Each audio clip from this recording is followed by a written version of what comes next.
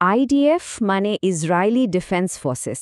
এই নামটা তো আমরা প্রায়ই শুনি, তাই না? কিন্তু এর আসল ইতিহাসটা কি? এর শুরুটা কোথায়?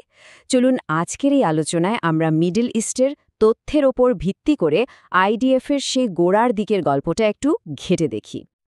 বিশ্বের সবচেয়ে নৈতিক সেনাবাহিনী, বাহ কি দারুণ একটা তকমা! আধুনিক আইডিএফকে কিন্তু প্রায়ই এভাবেই বর্ণনা করা হয়, মানে ইসরায়েলের হাইটেক বিশাল বাজেটের সেনাবাহিনীর একটা ঝকঝকে ছবি তুলে ধরা হয়। কিন্তু এর ইতিহাসটা কি সত্যিই এতটা পরিষ্কার? সত্যি বলতে পেছনের গল্পটা কিন্তু বেশ অন্যরকম। তাহলে প্রশ্ন হল, এর শুরুটা ঠিক কিভাবে হলো? দেখুন, আজকের এই প্রতিষ্ঠানকে যদি বুঝতে হয় তাহলে আমাদের সময়টা একটু পিছিয়ে নিতে হবে, একেবারে ১৯৪৮ সালে ইসরায়েল রাষ্ট্র প্রতিষ্ঠারও আগে। তখন ৩টি গোপন জাইনবাদী মিলিশিয়া কাজ করত, আর সেখান থেকেই কিন্তু এর জন্ম।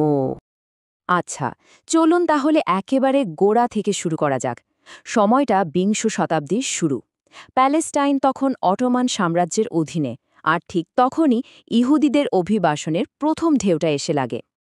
ভাবুন একবার, ১৯ শতকের শেষ দিকে প্রায় ৩০,০০০ রাশিয়ান ইহুদি প্যালেস্টাইনে এসে নতুন বসতি গড়তে শুরু করে, আর নিজেদের নিরাপত্তার জন্যই ১৯০৯ সালে তারা হাসুমার মানে দ্য ওয়াচম্যান নামে একটা মিলিশিয়া বাহিনী তৈরি করে ফেলে। এর পরের ঘটনাটা আরও গুরুত্বপূর্ণ। ১৯১৭ সালে হলো বেলফোর ঘোষণা। ব্রিটিশরা ইহুদি রাষ্ট্রকে সমর্থন দিল, আর সাথে সাথেই অভিবাসনের স্রোত যেন আরও বেড়ে গেল। স্বাভাবিকভাবেই এর ফলে সাম্প্রদায়িক উত্তেজনাও চরমে ওঠে, আর সেই উত্তেজনার মধ্যেই ১৯২০ সালে হাসমারের সদস্য আর প্রথম বিশ্বযুদ্ধের অভিজ্ঞ সৈন্যদের নিয়ে তৈরি হল হাগানা, অর্থাৎ দ্য ডিফেন্স। এই হাগানা কিন্তু তখনকার ৩টি জায়ানবাদী আধা সামরিক সংগঠনের মধ্যে সবচেয়ে বড় আর প্রভাবশালী হয়ে ওঠে। ভাবা যায়, যেটা শুরু হয়েছিল শুধু বসতি রক্ষার একটা ছোট দল হিসেবে, সেটাই ধীরে ধীরে একটা আস্ত গোপন সেনাবাহিনীতে পরিণত হলো। আর এটাই কিন্তু ভবিষ্যতের আইডিএফের ভিত্তি তৈরি করে দেয়। ১৯৩০-এর দশকের মধ্যে তো হাগানা রীতিমতো ইহুদি সম্প্রদায়ের নিজস্ব সেনাবাহিনী হয়ে গেল। তারা অস্ত্র চোরাচালান করত, আর প্রায় সব বসতি স্থাপনকারীকেই নিজেদের দলে টেনে নিয়েছিল। কিন্তু জায়নবাদী আন্দোলনের ভেতরেই একটা বড়সড় মতের অমিল দেখা দিল। প্রশ্নটা ছিল, ব্রিটিশ আর স্থানীয় ফিলিস্তিনি আরবদের সাথে ঠিক কী রকম আচরণ করা হবে? এই নিয়েই শুরু হলো এক আদর্শগত বিভেদ। দেখুন, এখানে দুটো একেবারেই ভিন্ন চিন্তাধারা। একদিকে ডেভিড বেনগুরিয়নের হাগানা, যারা হাভলাগা বা সংযমের নীতিতে চলত।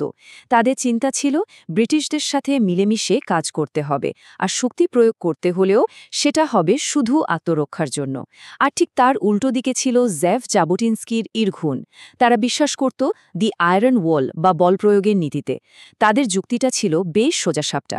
সব স্থানীয় মানুষই ঔপনিবেশিকদের বিরুদ্ধে লড়বে, তাই রাষ্ট্র গড়তে হলে অমশান শক্তি দেখানো ছাড়া আর কোনো উপায় নেই। মজার ব্যাপার হল, বেনগুরিয়নকে তুলনামূলকভাবে নরমপন্থী ভাবা হলেও তিনি কিন্তু ব্যক্তিগতভাবে বিশ্বাস করতেন যে শেষ পর্যন্ত বল প্রয়োগ করতেই হবে। ১৯৩৭ সালে নিজের ছেলেকে লেখা একটা চিঠিতে তিনি যা বলেছিলেন তা শুনলে অবাক হতে হয়।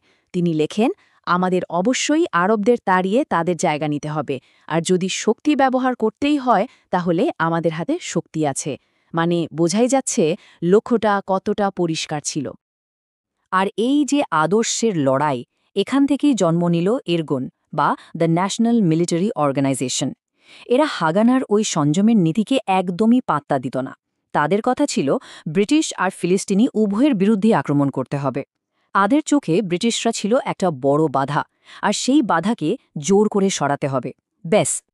কিন্তু এখানেই শেষ নয়। এরপর এলো আরও এক চরমপন্থী দল, লেহি। এদেরকে স্টান গ্যাং নামেও ডাকা হতো। ঘটনাটা হলো, দ্বিতীয় বিশ্বযুদ্ধের সময় ইরগুন ঠিক করল যে তারা ব্রিটিশদের সাহায্য করবে। কিন্তু দলের একজন কট্টরপন্থী কমান্ডার আব্রাহাম স্টার্ন এটা মানতে পারলেন না। তিনি দল ভেঙে বেরিয়ে এসে তৈরি করলেন লেহি, কারণ তার কাছে নাৎসিদের চেয়েও বড় শত্রু ছিল ব্রিটিশরা। এই লেহি গোষ্ঠীর নেতা আব্রাহাম স্টার্নের চিন্তাভাবনা ছিল সাংঘাতিক রকমের চরমপন্থী। যেমন তিনি ইহুদিদের বলতেন প্রভু জাতি, আর আরবদের বলতেন দাস জাতি। শুধু তাই নয়, তিনি নিজের দলকে সন্ত্রাসী বলতেও দ্বিধা করতেন না। তার মতে লক্ষ্য পূরণের জন্য যে কোনো সন্ত্রাসী কাজই জায়েজ। অবিশ্বাস্য হলেও সত্যি ১৯৪১ সালে তিনি ব্রিটিশদের বিরুদ্ধে লড়ার জন্য নাৎসি জার্মানির সাথে জোট করারও চেষ্টা করেছিলেন। তো দ্বিতীয় বিশ্বযুদ্ধ যখন শেষ হল, এই মিলিশিয়া গোষ্ঠীগুলো আরও সক্রিয় হয়ে উঠল। তারা কখনো কখনো নিজেদের মধ্যে গোপন জোট করে ব্রিটিশ শাসনের বিরুদ্ধে তাদের আক্রমণগুলো আরও অনেক বেশি বাড়িয়ে দিল। এই সময়টা ছিল একের পর এক ঘটনায় ভরা। যেমন ধরুন ১৯৪৪ সালে মেনাকেম বেগিনের নেতৃত্বে ইরগুন ব্রিটিশদের বিরুদ্ধে একেবারে খোলাখুলি বিদ্রোহ ঘোষণা করে বসল। ওই বছরেরই নভেম্বরে লেহি কায়রোতে গিয়ে ব্রিটিশ মন্ত্রী লর্ড ময়েন্টি হত্যা করল। এখানেই শেষ না, ১৯৪৬ সালে ইরগুন জেরুজালেমের কিং ডেভিড হোটেলে বোমা ফাটাল, যেটা ছিল ব্রিটিশদের সামরিক হেডকোয়ার্টার।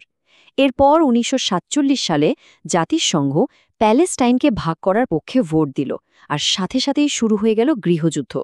সবশেষে ১৯৪৮ সালের মে মাসে ব্রিটিশরা ঘোষণা করল তারা প্যালেস্টাইন ছেড়ে চলে যাচ্ছে।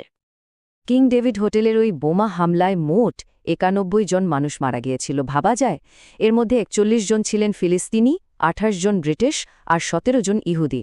এক কথায় এক ভয়াবহ হত্যাকাণ্ড। ব্রিটিশরা চলে যাচ্ছে, দেশ জুড়ে গৃহযুদ্ধ। এইরকম একটা টালমাটাল পরিস্থিতিতে জাইনবাদী নেতারা একটা বড় সুযোগ দেখতে পেলেন। ১৯৪৮ সালের মার্চ মাসে হাগানাহায়ের নেতারা প্ল্যান ডালেট নামে একটা পরিকল্পনা আঁকলেন। এটা কি ছিল জানেন? এটা ছিল একটা নীল নকশা, যার উদ্দেশ্য ছিল ইহুদি রাষ্ট্রের জন্য ঠিক করা এলাকাগুলো থেকে ফিলিস্তিনি গ্রামগুলোকে জোর করে খালি করা এবং ধ্বংস করে দেওয়া। এর পরের কয়েক মাস ধরে ফিলিস্তিনি গ্রামগুলোর উপর একের পর এক হামলা চলতে থাকল। এর মধ্যে দুটো ঘটনা ছিল বিশেষ করে ভয়ঙ্কর। ৯ এপ্রিল দেইর ইয়াসিনে ইরগুন আর লেহি মিলে হামলা চালায়। সেখানে নারী ও শিশুসহ কমপক্ষে ১০৭ জন গ্রামবাসীকে হত্যা করা হয়। আবার ২২ মে তান্তুরা গ্রামে হাগানাহা হামলা করে। গ্রামটা আত্মসমর্পণ করার পরেও ৪০ থেকে ২০০ জন পুরুষকে মেরে একটা গণকবরে পুঁতে ফেলা হয়। বুঝতেই পারছেন, এই গণহত্যার খবর যখন ছড়াতে শুরু করল, তখন মানুষের মধ্যে কি পরিমাণ ভয় ঢুকে গিয়েছিল, আর তারা দলে দলে নিজেদের ঘরবাড়ি ছেড়ে পালাতে শুরু করে। আর এর ফল কি হল? ১৯৪৮ সালের মে মাসের মধ্যেই প্রায় ৭.৫ লক্ষ ফিলিস্তিনি নিজেদের ঘরবাড়ি ছেড়ে শরণার্থী হয়ে গেলেন। ৭.৫ লক্ষ। ফিলিস্তিনিরা এই ঘটনাকে বলেন নাকবা, মানে মহাবিপর্যয়। আর এই বিপর্যয় তাদের জীবনে এমন এক গভীর ক্ষত তৈরি করেছে, যা প্রজন্ম থেকে প্রজন্মান্তরে বয়ে চলেছে। এরপর এলো সেই দিন, ১৯৪৮ সালের ১৪ মে। ইসরায়েল নিজেদেরকে একটি স্বাধীন রাষ্ট্র হিসেবে ঘোষণা করল, আর তার ঠিক ২ সপ্তাহ পরেই প্রধানমন্ত্রী ডেভিড বেন-গুরিয়ন আইডিএফ গঠনের কথা ঘোষণা করলেন। এভাবেই একটা নতুন যুগের সূচনা হল। তো ইসরায়েলি ডিফেন্স ফোর্স বা আইডিএফ আনুষ্ঠানিকভাবে তৈরি হল ১৯৪৮ সালের ২৬ মে। আগে যে আলাদা আলাদা গোষ্ঠীগুলো ছিল, হাগানা, ইরগুন আর লেহি, তাদের সবাইকে এক করে নতুন দেশের জন্য একটাই জাতীয় সেনাবাহিনী গড়া হল। নিঃসন্দেহে এটা একটা ঐতিহাসিক মুহূর্ত ছিল। কিন্তু নতুন এই রাষ্ট্র ভিন্নমতকে কিভাবে দেখত, তার একটা বড় উদাহরণ হল এই ঘটনাটা। জাতিসংঘ তখন সুইডিশ কূটনীতিক ফোক বার্নাডোটকে ১৯৪৮ সালের যুদ্ধের মধ্যস্থতা করার জন্য পাঠিয়েছিল। তিনি একটা শান্তি প্রস্তাব দিলেন, যেখানে বলা হলো ফিলিস্তিনি শরণার্থীরা নিজেদের বাড়িতে ফিরতে পারবে। কিন্তু ফলাফল কি হলো? ১৯৪৮ সালের ১৭ সেপ্টেম্বর জেরুজালেমের লেহির ৪ জন সদস্য তাকে হত্যা করে। আর এই অভিযানের একজন নেতা ছিলেন আইজ্যাক শামির, যাকে কিনা পরে ক্ষমাও করে দেওয়া হয়। স্বাভাবিকভাবেই এই ঘটনা নিয়ে আন্তর্জাতিক মহলে অসম্ভব সমালোচনা হয়েছিল। সেই সময়ে যে কতটা বিভেদ ছিল, তা এই ঘটনাটা শুনলেই বোঝা যায়। ১৯৪৮ সালে নিউ ইয়র্ক টাইমসে একটা চিঠি ছাপা হয়, আর সেই চিঠিতে স্বাক্ষর করেছিলেন অ্যালবার্ট আইনস্টাইন আর হান্না আরেন্টের মতো বিখ্যাত ইহুদি বুদ্ধিজীবীরা। তারা মেনাকেম বেগিনের রাজনৈতিক দলকে সরাসরি একটি সন্ত্রাসী, ডানপন্থী, উগ্র জাতীয়তাবাদী সংগঠন বলে উল্লেখ করেন। এমনকি এর কাজকর্মকে নাৎসি ও ফ্যাসিস্ট দলগুলোর সাথেও তুলনা করেন।